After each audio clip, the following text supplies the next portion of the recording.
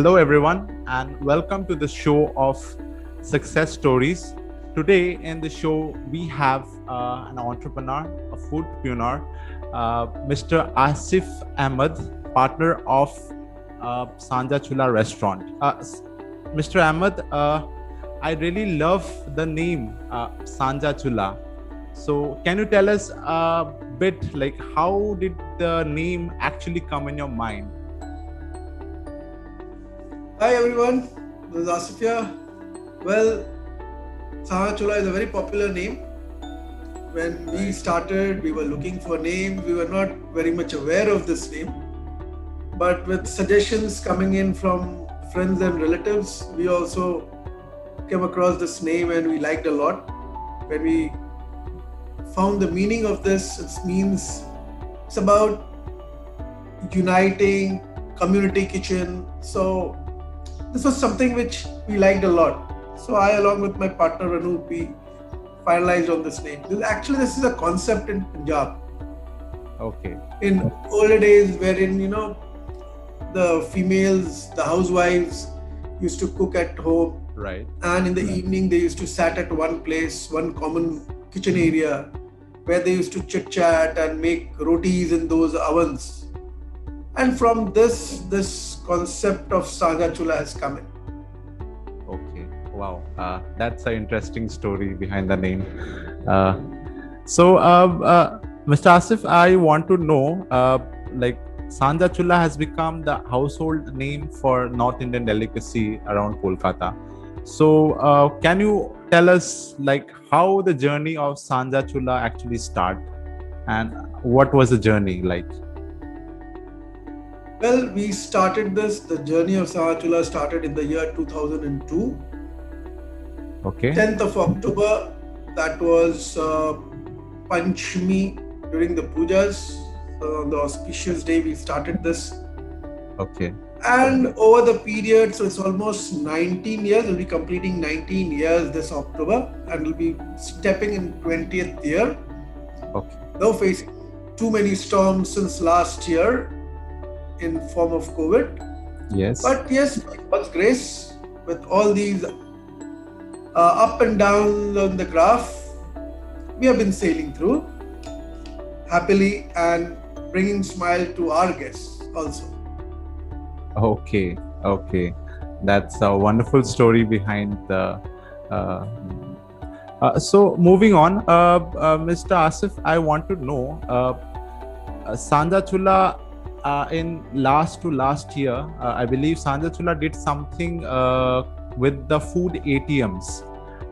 So Sanjha Chulha, Mr. Asif, can you tell us like what was the concept behind the food ATMs that you launched? It is one of the first food ATMs, by the way. So can you just tell us what was the concept behind this food ATMs? Well, with not only running a restaurant, our duty is to give something back to the society. Right. So in some form or the other, wherever it's possible, we have been trying, and we try to be part of whatever the social causes which are there. Right. We can take part in it. So this Right. food ATM, we have come up in the year 2017. Yes. With the other three friends of mine. Okay. We was just discussing as to, since I being from a food industry, seeing so many food being wasted, when I see people, the guests who are coming in, having food, the Right. leftover in their, serving dishes which is there. Now, how to utilize those leftover food? Right. Now, being a restaurateur, I cannot take that food packet because this will create a problem in the long run. I cannot do in that way. So I was discussing with my other friends when we call it as PRAN, Initiative of PRAN, being members of all four friends. So we started this food ATM, Right. wherein we try to educate people. Whatever leftover food is there, please come and put it in our freezers, which are kept outside, Okay. and we will donate there. And it started quite well. Still, it's running. And we have been able to feed good number of people every day. Right. So, Mr. Asif, can you tell our viewers, what was the process? Like, how did the food? How did you guys collect the food from the people? Like, was it from the restaurants, or could people donate from their houses as well? What was it like? There's no restriction as from one particular place. I've been seeing people coming from various walks of life. It's like from the household, whatever leftover is there Right. in their house. If the people are coming to my restaurant and anything's being like leftover on the table, we tell them that we're gonna pack it. You put it over there. Okay. People dining in other restaurants, normally few have a habit. They pack the leftover food. Either they take home or they give it on the way to the needy. Right. So we have seen those different restaurant boxes kept in the freezer. Right. Food being in access at any of the gatherings or parties, people calling and coming down and giving in bulks. Whenever there's puja or any occasions, that time we get a lot of food. So it's all occasions. Like we see people are coming up and putting up food there, which is a very good thing. It's about creating awareness, which we wanted. Right. I won't say 100% we have been able to do it, but yes, we have started this. It is creating awareness among people, and we want to create more awareness in the people so that the wastage goes down, and the people who are supposed to get it, who are not getting any food, yes, they can get the food. All right. So last thing related to the food ATM. So does you mentioned the food ATMs are all over the places, and is there any way as a person like me or someone who can donate food? Like, how should we consider donating? Like, should we drop a message on the Facebook page, or how shall we connect if we want to donate anything? Every individual can be part of this, can donate. I will give you a small example of this. Yes. I have seen one roadside dweller, a lady, coming and putting something in the freezer. Okay. I asked my guy that just check what is there, what she has gone and kept inside the fridge. Yes. He went, checked it. He has seen some food is there. I asked him, go and check with that lady. Okay. Why she has kept that food over there. She said, I have taken food, whatever has been consumed or whatever is there left, I didn't want it to waste it. I have again kept it so that someone else can have it. So if a roadside dweller or some dweller can be a part of this, then anyone can be part of this. Sure. It's not just you need to come to the food ATM only. See, food ATM is just a concept. Right. It's nothing tangible, nothing something in, like is there and you have to come to that one particular place and you have to do it. No. The needies are there everywhere. It's just about you need to open your eyes, see in and around your areas where people are there who are not having proper meal a day. Right. Every household, yours or mine or anyone, yes, we have some left over. If we make a habit of just feeding one person a day, that we can easily get it in our locality only, we can bring in the change. We don't need any physical food ATMs. We can just do it without that. All right. So I'll just move on to the next question. Moving on from food ATMs, Mr. Asif, we have seen because of the COVID, a lot of things in the restaurant industry is impacted. So I want to know from you, what are the challenges that you have faced because of COVID in your work, obviously, last year? So if you can just tell us, like, what were the challenges basically you saw While for last year it has started, Yes. the COVID has started, and every business is suffering right now. It's not that any one particular business, though the hospitality industry and the travel industry are suffering the most. Right. And well, it was total lockdown for almost 2.5 months last year. We came out of it. Everyone tried to maintain and sail through and tried to come to a certain point, though it was difficult. But we all managed. And again, the same situation is there ahead, which we can see. Right. Okay, there will be some tough times will be there. Yes. But we're going to sail through. Right. Okay. And do you have any plans, like the road ahead, or any plans for the future, how you're planning for your restaurant, like to build up the lost customers and things that happened because of the COVID and the partial lockdown? It's not about lost customers or future. Right now, the only criteria is be safe, stay safe, Right. keep safe, save people's life, help people, support each other. That's the only thing which is there for everyone, not only for my industry or your industry. It's for every industry, in fact, every individual. Situation which we are seeing, if everyone comes together, Right. put in their bit, the scene will be changing very soon, and we all will be there seeing the new world post-COVID happily. Okay. And everything will start off from there on, definitely. Right, that's true.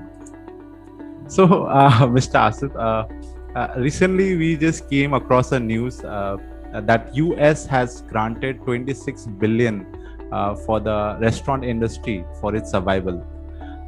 Do you think that India government should also do something similar for the assistance for the restaurant industry? And if yes, what kind of assistance should be?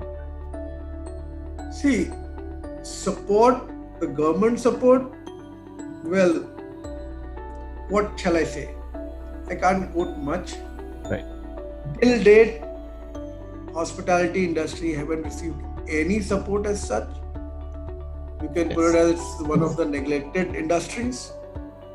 The industry which generates huge number of jobs. Right. And this industry gives a lot of tax generation is there. There are many things. This industry supports the country. It's not that this industry is a selfish industry and we just think of ourselves. Yes. We try to take part in all sorts of activities and we give taxes on time and everything, but we don't get any support from the government. And now we are used to it and we are fighting ourselves. If some support comes from the government for the industry, people will be much more happier. We will be much more stronger. Okay. Right. Hope for the best.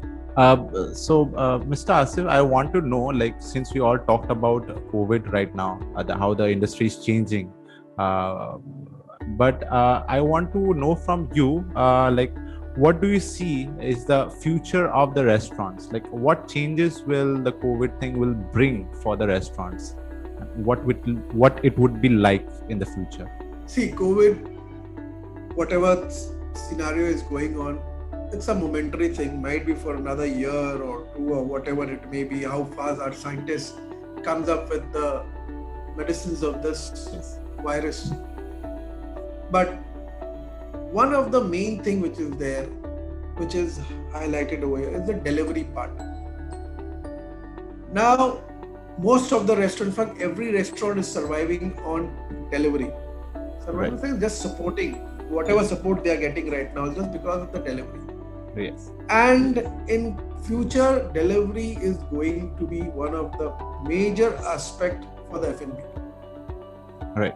There'll be new ways, new forms, and different, upgraded format will be there. So how well and how fast food can be delivered, and that's going to be the main backbone of the industry.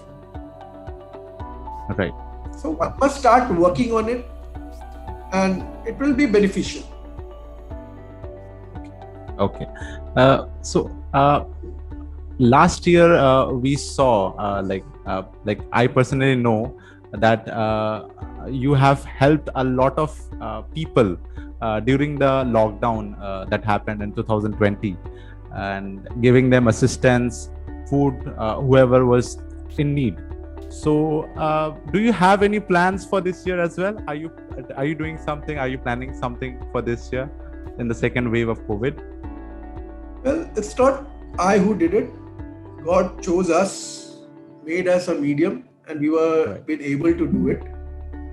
Again, this year, we are trying our best. We have already started with providing food to COVID patients. Right. Last year, we did in association with Kolkata Police. This time, again, keeping the government body intact. Right. So we are doing with HITCO. Okay. Then we are starting with KMC. Plus, we are joining hands with other entrepreneurs in the city. We are helping them out as a restaurant body. We are trying to join hands and help to upgrade hospitals which are there by increasing number of beds over there. Right. We are even, in fact, planning to start off with oxygen, you can say, parlor, wherein at least where people not getting oxygen properly or supply, will be able to generate a free oxygen to people who are in need actually. Okay. Soon, in next couple of days time, we're going to start off with couple of things. Okay. So yeah, we come to an end. So the last question, Mr. Asif, I want to if you can share one tip to our fellow entrepreneurs and foodpreneurs who are starting in the industry. One tip, what will it be? See, if anybody joining this industry, most important thing is, it should be from your heart. You should be loving it. And food business is not just about selling. That's right. It's about the feelings which is there. If you are selling it from your heart, if you don't like something and you want to sell that, will you be able to sell that thing confidently? No. Never. So it's all about the love for food. That should always be there. Right. Just have this in mind and in heart and get into the field. You will rock.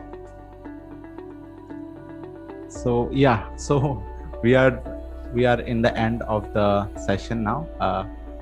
It was very nice having you, Mr. Asif, on our series of success stories. We loved your view on how things on the questions on the restaurant industry and your journey. And I'm sure a lot of entrepreneurs out there have learned a lot from the stories that you have shared today. Thank you for joining us today, and keep comment below on the video to ask whom you want next on the video. So yeah, thank you very much, Mr. Asif. Thank you for having me. Thank you.